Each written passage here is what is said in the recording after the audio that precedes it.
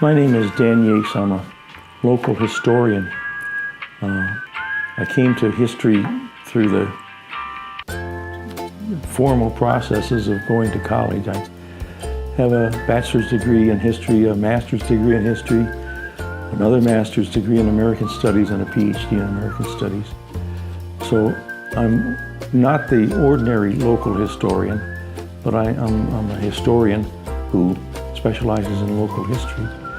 I have 8 current titles in print, some of which are about the White Lake area, and this series is all about White Lake and Montague and Whitehall and the surrounding townships.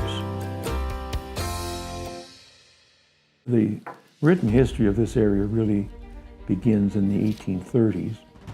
Our original settlers were men like Charles Mears, who was looking to buy some land for logging, and Hiram Pearson, who was a speculator, and the Ferry family from Grand Haven, who again were looking for places to buy logging territory. So that is how the area began. First settlement was Charles Mears' little settlement on the Mill Pond, and that settlement grew toward the entry of White River into the lake, and that became Whitehall. And then the other major settlement was at what we call the mouth. It's at what had one time been the mouth of the White River where White Lake emptied into Lake Michigan. There was a meandering stream that connected White Lake with Lake Michigan, and the mouth settlement started there. The Ferry family built a mill there, so that was the second major settlement in this area. Eventually, both of those settlements changed.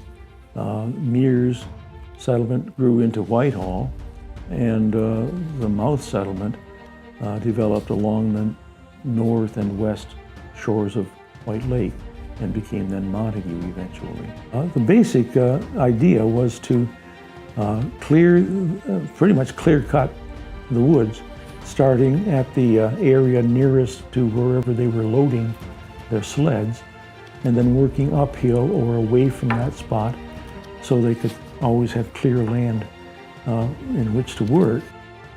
A company in this case called the White River Booming Company. It's made up of all the loggers and lumber companies on the lake and on the river too.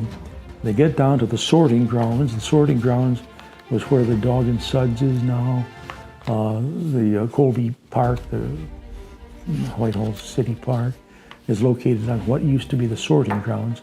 There they sort the logs into rafts so they can be taken to the various mills. White Lake had maybe a dozen mills, most of them at the head of the lake, and each one did its own type of business. But in order to do the business, they had to get the logs. So the logs are sorted at the sorting grounds. Initially, you have one sorter at the very top in the northern end of the booming grounds. He identifies the marks that are going to Whitehall versus the marks that are going to Montague. And then he shunts some to the left and some to the right, depending on where. So he's got to know all these log marks and where they're supposed to go. We had at one time about 200 different log marks being identified on the White River. So he has to have a pretty good mind for keeping track of them.